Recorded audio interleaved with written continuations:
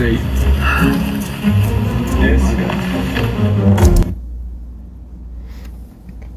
So that footage you just watched is actually from October of 2019, and I was a freshman in college, and obviously this was before the...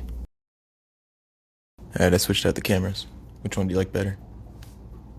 Sony or Nikon? As I was saying, this was right before the COVID-19 pandemic started, so we didn't know about that. Also, I had a shaved head. So yeah, that's me in the tight-ass shirt and the shaved head. So back in October of 2019, a couple of buddies and I took a trip out to a hemp field. Disclaimer. This video is intended for educational and informational purposes only. I do not promote, condone, or encourage the illegal or underage use of cannabis in any form. Cannabis laws vary by location, so please be aware of and follow the laws in your area. Always consume responsibly, and only if you are of legal age. Ran by Harrison Carter, who you're about to meet in this video. Back then, it was just one field in Monroe, and now he's running one of the biggest dispensary operations in the entire township, and we're about to get a full behind-the-scenes tour on how he operates it, how it started, and where he's heading. But before we do that, I think we need to go over a couple terms just so we're all on the same page. Hemp. That is not the same thing as marijuana, and marijuana is not the same thing as cannabis. Both hemp and marijuana derive from the cannabis plant. That was getting to be too many words, so I'm going to start drawing some pictures because that's the way I like to learn, because I'm a visual learner. So,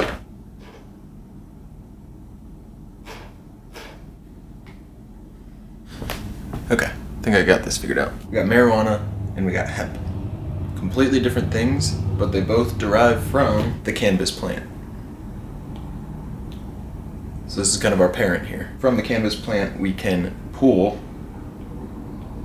hemp or marijuana established by the FDA based on the chemical compounds present within the cannabis plant. So while both marijuana and hemp both come from the cannabis plant, the key difference comes from that one chemical compound known as tetrahydrocannabinol, or THC. And if the bud that the cannabis plant produces has a 0.3% THC percentage or higher, it must be considered marijuana, which logically means that if it has a 0.3% THC percentage or lower, it can be considered hemp. And while there's hundreds and hundreds of other compounds and chemicals within the cannabis plant, those are the key differentiations between something that's going to get you high and something that's not. The other term used for THC sometimes is Delta 9. So if you're seeing Delta 8 carts at the gas station and they give you a weird buzz, but not quite a high, that's the reason. It's not Delta 9, it's Delta 8. Just want to jump in here for a second because I don't think I was fully understanding what Delta 8 and Delta 9 were when I was talking about this. So while Delta 8 THC is a psychoactive cannabinoid, it's far less potent and occurs in much smaller concentrations compared to Delta 9. Because Delta 8 is less abundant, it is usually manufactured from hemp-derived cannabinol, like you saw at the field. And Delta 9 typically comes from cannabis plants that are more on the marijuana side of things. This person on Reddit seems to have a lot of information. They say the two carbons participating in the double bond have an sp2 hybridization, so they have a triagonal planar geometry compared to the tetrahedral geometry of the sp3 carbons adjacent to the double bond. What this means is that because delta 8 THC has the double bond on the left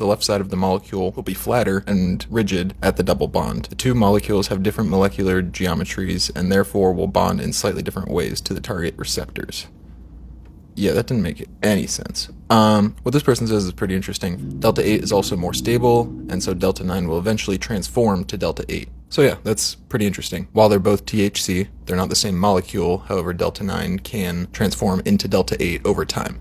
And while hemp and marijuana can look and smell identical, when you smoke it, you're not going to get those psychoactive effects. So marijuana and weed mean the same thing.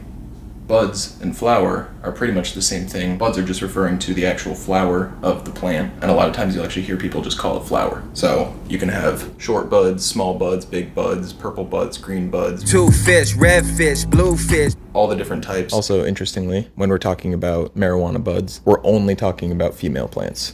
Yes, there's male and female plants for marijuana, and the males do not grow any Delta 9 psychoactive heavy buds. Instead, they produce the pollen that they spread to the female plant, of which flowers into those beautiful buds that you dry out and smoke. So, cannabis is a plant, marijuana and weed come from the cannabis plant, hemp comes from the cannabis plant, buds and flowers come from the cannabis plant and can be hemp or marijuana. The strain can also be hemp or marijuana, but that's just describing the aromas, the appearance of the actual bud itself, whether it's hemp or marijuana. Strain also is called cultivar or variety, if I spelled that right. So if you hear someone say strain, cultivar, variety, those mean the same thing. If you hear someone say marijuana or weed, those mean the same thing. If you hear someone say buds or flower, that means the same thing. If you hear somebody say cannabis, that's where it all starts. Does that kind of make sense? I hope it does. I don't know. I had fun drawing these pictures at least. Blue fish, old fish, new fish. Okay, that might have been a lot, maybe not, but I don't want this to be a full-on lecture, so we're just gonna hop in the car. It's about a 3-hour drive. We're gonna head over to Monroe, Michigan, and meet up with Harrison for a couple hours and just pick his brain and understand how this whole operation came to be. This video does stand as the first video for my new production that I'm calling Cabin 12 Productions / Cabin 12 TV, where I'm just going to be exploring things that I'm curious about and learning as much as I can about the things I'm interested in. I don't usually get to create videos that are purely just for me. I'm not getting paid for this. This isn't a branded video. This is simply just me being curious and Harrison being welcoming. I hope you find it interesting. If you do, please subscribe. I think that's helpful. Do your thing. If you like it, like it. Let's get into it. Good morning. It always is. It always is. Every time I wake up early, I'm rewarded for it. I wake up early. I feel like I didn't really explain to you how Harrison and I met. It's worth telling, and I have a couple minutes here of road trip B-roll that you can enjoy while I tell you the story. I swear to God. Like many great love stories, Harrison and I met freshman year of college for me, and he was a junior at the time. This was in August of 2019, so a couple months before the footage at the hemp farm that you've already seen. When I arrived at campus, I definitely had no plans of joining a frat. I was going to just try to make some friends and do my own thing. But that was until Harrison brought me out for lunch as, of course, recruitment opportunity for the fraternity he was in called Alpha Tau Omega, of which I had no plans to join. But after talking with him and learning about what the organization was really about and the types of people that were brought in and seeing Harrison firsthand, it was pretty clear to me that I wanted to be a part of that. Flash forward a couple weeks, I went ahead and pledged to that fraternity, and it was a really, honestly, amazing decision. It brought me out of my shell. I met a ton of people, and then, of course, yeah, we talked about it, COVID. So I was home online for 3 semesters, and by the time I got back, Harrison had already graduated. I always very much appreciated him for bringing me into the fraternity in the first place, because I've met so many amazing people through it that I still talk to this day. And yeah, that's pretty much it. We should be getting the part where I learn about dispensaries.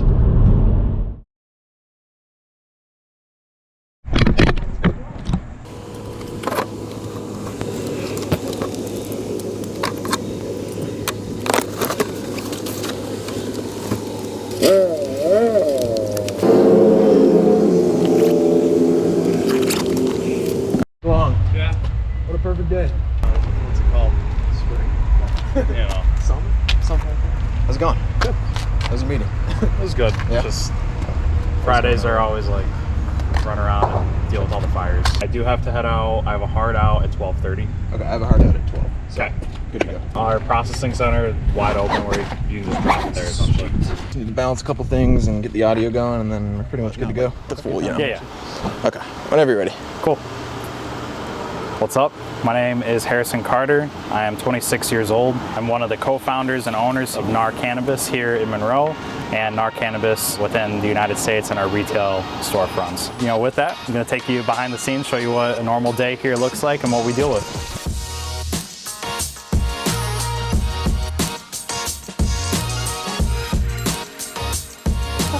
How are you today? I'm well. Gummies and edibles over in this wall here. Any given time we have about 200 strains of just pre-rolls in stock.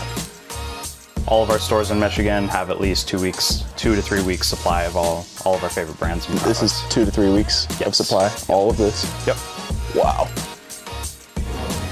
Thank you, brother. Appreciate you. All about the community. So we got Thank you. our foyer space when you walk in. Main lobby. Hello, hello. Hello. How are we doing today? Not too bad. How are you? Good. And we can make it to the sales floor. Yes. See what's up. Thank you. Yeah, no problem. Have a great one. Thank you. Come on in.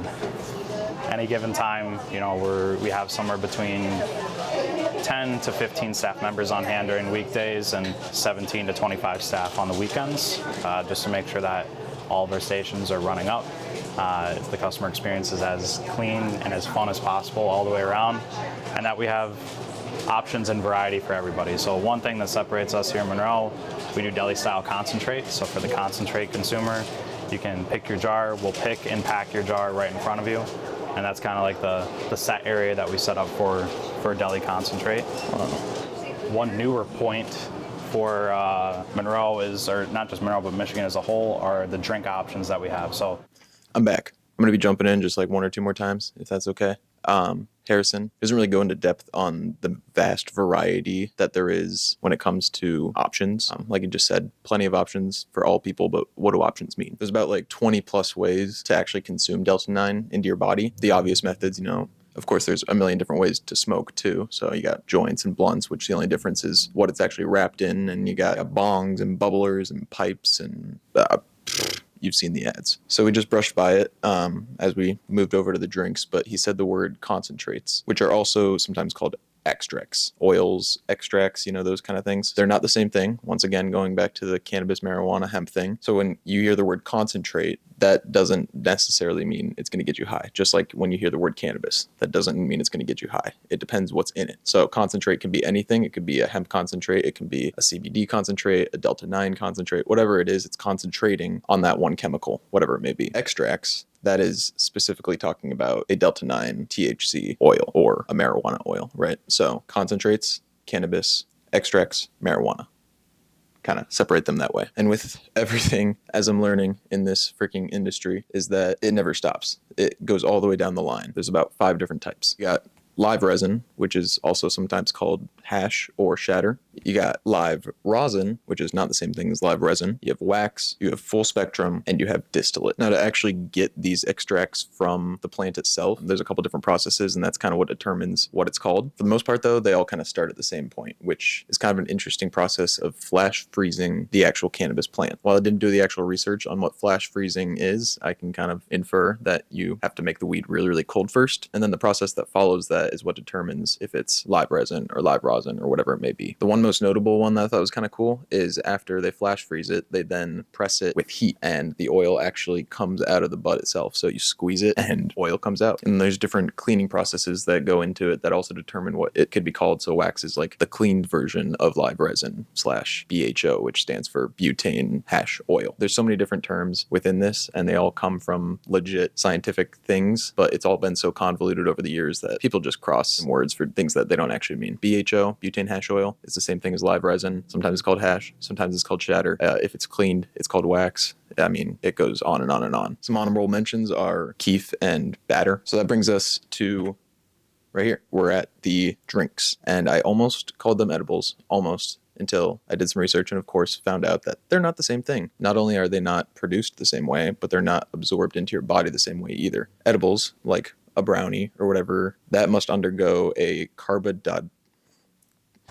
decarboxylating process, which basically means you have to heat up the actual bud, the flower, to the chemical activation temperature of the chemical that you desire. So basically you take whatever Delta-9's chemical activation temperature is, you heat it up to that, and then you take that product and you mix it with an oil, like a fatty oil or a butter. And from that you get either can of oil or can of butter that you can make brownies with or whatever you make with butter. The process of drinks uses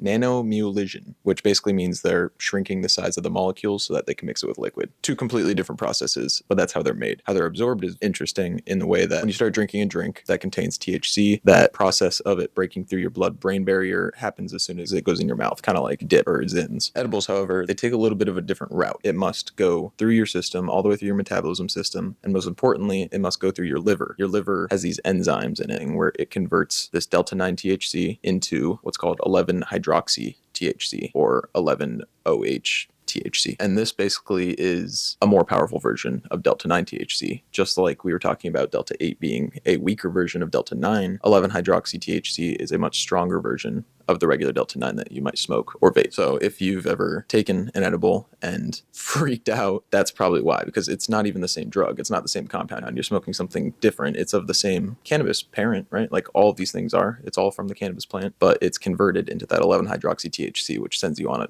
trip.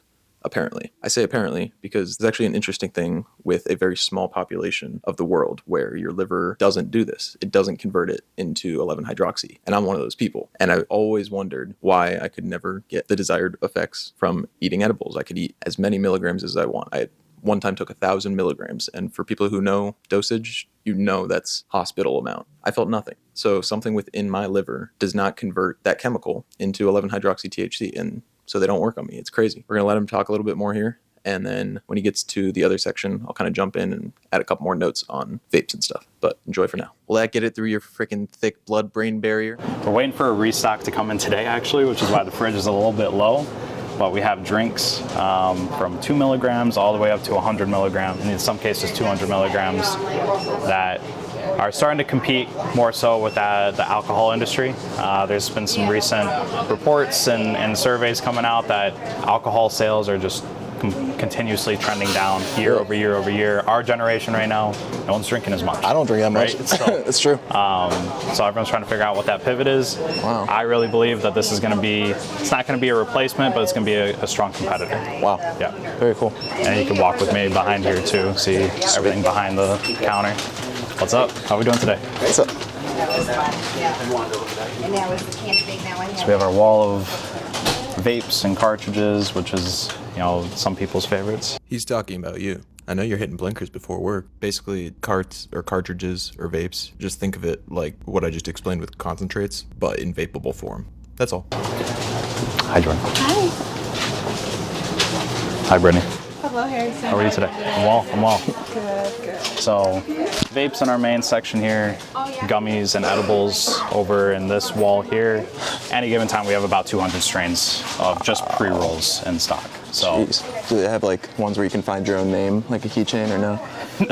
not yet, but that's not a bad idea. Yeah? That's not a bad You can take idea. that. Then some concentrate fridges, just to keep things at correct temp. And then this is our primary flower wall.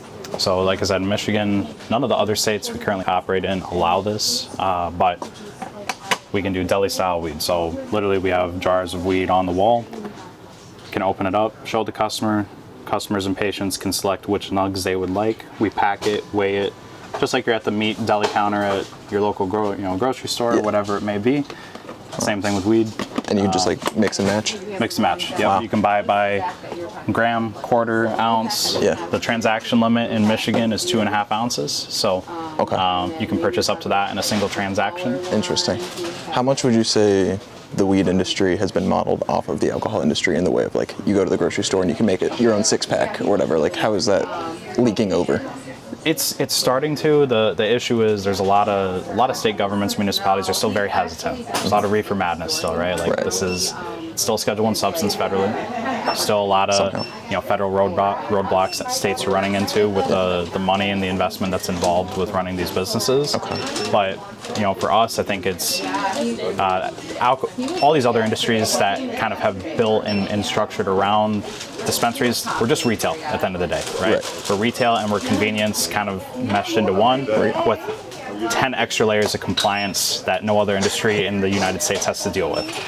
Maybe outside of heavy grade pharmaceutical. I'd put us maybe a tier or two just below that, and then everything else falls under. So like, no one's tracking how much alcohol you buy at a store. No one's tracking how much tobacco, cigarettes, or cigars you're buying at a store.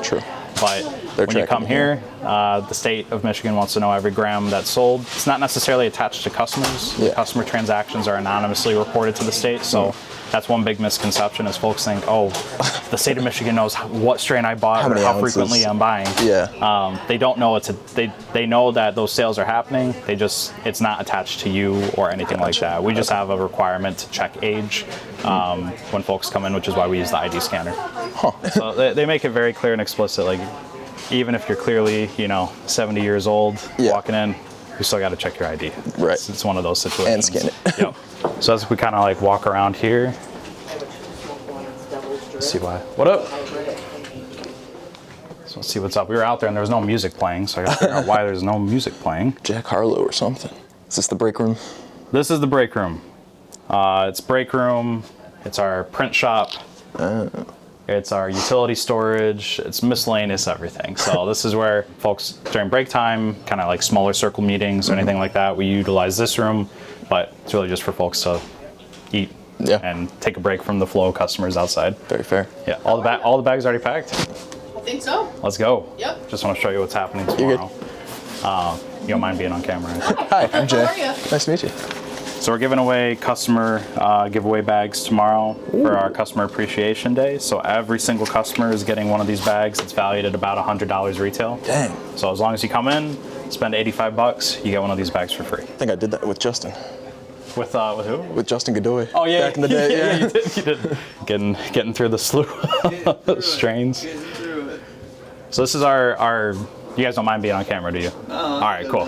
Cool. So this is our repackaging room. We got the hills in here helping hold it down. So all the weed that I just showed you on the sales floor, this is kind of like the back stock room where we can restock, replenish, and bring things back out to the sales floor at any given time. Also all those cool deli arts and labels that you were seeing on pre-rolls and on the containers themselves. Being designed right now. Nate's in the shop getting That's cool. getting those all built on Photoshop. Very cool. Nice, Nate. And then go through here. Another one of our storage rooms for business throughout the day. So again, the last thing you will want when at any dispensary is run out of your favorite product, right? Folks are coming here. We carry just over 1,300 unique products in the store at any given time. So 1,300 different SKUs. It's a lot on our inventory team, but luckily we got guys like Trent here making it happen at the processing facility next door, where that's kind of like our central warehouse. As things kind of deplenish, we need some re-ups for the weekend, we can just bring it right over here, make sure the store's set up. And then for our other store in Michigan and Inkster, we have to hire a secure transport company that picks up those products and delivers it to the store. I think I asked this last time, and it was kind of amazing to me, and it really showed the growth of the industry, of how many brands you had when you started versus how many brands you have now. You just said, what, 1,040? So we have 1,000, just over 1,300 unique SKUs that are in the store. When we first opened up, we were at about 5-ish hundred. Yeah, almost at that tripling mark right now. In what, 2 years? 3 years? This November, it'll be 4 years. Wow. Since we've opened up. It's flying by. I know, that's what When did I graduate? it's literally like, now college was 4 years ago. That's kind of like my indicator for when everything got more serious in life, right? How do you feel like politics is playing a role in your industry right now? Politics is in everything, right? Yep. So like we have really good connections that we work well with in Lansing and some other states that we're currently operating in to just make sure that the conversation doesn't stop. We can talk about our concerns and the things that are happening in the industry that really just make it tough for growth, right? So the biggest one federally right now is the 280E tax classification that we fall under as a cannabis business. So during the war on drugs in the 60s and 70s, Reagan, Nixon, everyone putting those laws into motion to really, combat rising, everyone knows the war on drugs. Drugs are menacing our society. They're threatening our values and undercutting our institutions. They're killing our children. And has their opinion on it, so I'll let you make your own opinion on how things shook up during that time. But fast forward to today, the drugs won, right? So like, at least marijuana, right? Cannabis did. There are still some terrible drugs, and we have as a cannabis dispensary, I think we really serve as an ailment and a use for some other really terrible substances out there. People can use us to help them get off those items. But what we're struggling with politically right now is the 280E class taxification that we fall under. So a normal business, you can bring in $100 in revenue, you can pay $50 to payroll, you can pay $10 to rent, you can pay, whatever it may be, and you're left with $20 as your net profit. Right. All of those expenses that $100 in revenue had to go towards, you can write all those off. It's the normal course of doing business. Payroll, rent, utilities, anything that kind of falls under that normal course of business umbrella. Us as a cannabis business, we can't deduct any expenses besides cost of goods sold. So we effectively operate at least for our businesses, and I would imagine most other cannabis businesses operate at like a 76 to 79% effective tax rate. So every dollar of profit that comes in, just under 80 cents is going to the IRS every single time. And then we have 20 cents left to pay for payroll, rent, utilities, expenses, and everything else. So why isn't the government just making it legal everywhere? They're going to get 80 cents so for every dollar. that's the political nature that we're dealing with right now. It's still a Schedule I substance until, the previous administration, the Biden administration, was pretty adamant from, before he was in office that there was going to be some rescheduling and restructuring. They did start the process at the beginning of the current administration. That process was paused up until about a week and a half, 2 weeks ago, when they just announced that a new decision will be made here in the coming weeks. So we're kind of in this pending period right now where the DEA and the Department of Health and Human Services is considering, do we reclassify cannabis from a Schedule I substance to a Schedule II or to a Schedule III? It's kind of a roll of the dice right now, more so than anything else. I just told you about all those tax dollars that the IRS is collecting from us. When has the government ever said, we want to turn off this flow of income coming to the government, right? So if they're going to reclassify it, most likely that's going to look like a federal tax being imported or implemented on all transactions that happen in any state that have legal cannabis, just like you would see with tobacco, right? There's the federal tobacco excise tax anytime you buy a pack of cigarettes or anything under that tobacco realm. Uncle Sam's getting their split, right? A little sin tax. Yes. Yes. So yeah, politics is everywhere. Politics is in everything. In the state of Michigan right now, there's a lot of turmoil within the industry of just trying to figure out what operators are doing it right, how the regulatory agency that controls all of our businesses, the Cannabis Regulatory Agency, is executing on their directives and also executing on bad operators. But we're seeing some traction. It's just kind of, it depends on what operator you talk to in the state, whether or not the state of Michigan or the CRA is doing it, quote unquote, right. Right. So politics surrounds every aspect of the business that we do. That was my area of study for school and stuff. Yeah. So still got the degree hanging up. There we go. There it is. Shout out BG. I got to put mine somewhere. I don't even know where it is. I think I had a Sharpie mark on it.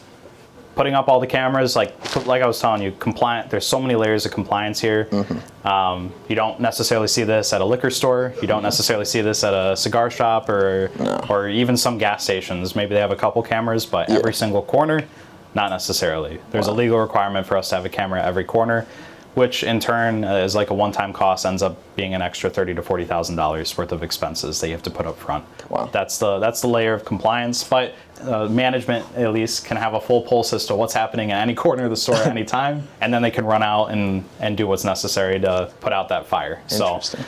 So don't steal from here. You'll be caught for sure. It just like a lot of other things, you may not get caught in the moment, but you will get caught. And as I was telling you earlier, we scan every ID. So, and you're tracking each product. Yeah, so just a matter of time to play a little connect the dots. We have not shied away from reporting those thefts, which have only been less than 5 over the course of 4 years of being in business. So not too many people and at your prices, stealing on camera. What's the point? Right, right. We're giving it away at this point. We're selling $5 8s. There's motion sensors in here. We have barbed wire kind of surrounding the internal rooftop. So and we have 24/7 security, in person armed. So there's be no covered. way. Yeah.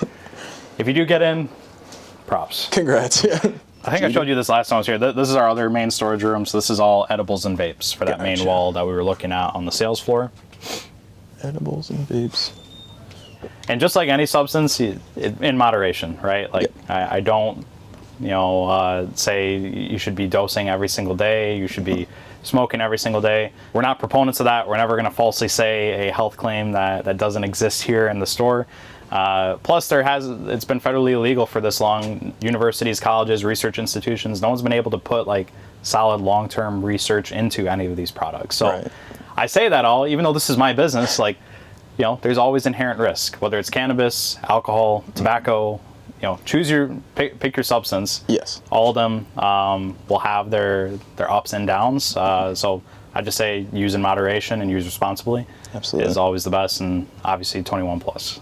That's all we cater to. Yes. That's so crazy that all of this just goes in 2 to 3 weeks. Yeah, sometimes we'll have a huge bus, literally buses just drop off people and wipe out our inventory. Like, without incriminating, there's like cannabis tour buses that'll come up from Ohio, from Pennsylvania, from Kentucky. I had no idea that was a thing. Cannatourism is a real thing. That's so cool.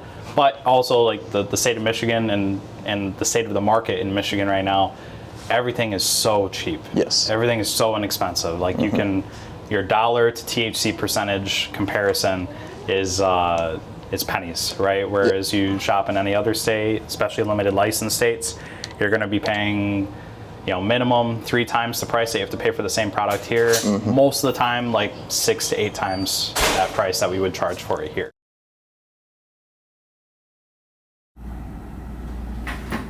Wow. I hope you enjoyed the first half of our cannabis tour series. Fruit fly. The second half will be just about as long, if not longer, and we'll go into the back room where they actually pack the bud, and we'll talk about the cultivation of the bud, as well as we'll go outside and flash back to that hemp field that you saw at the beginning of this video.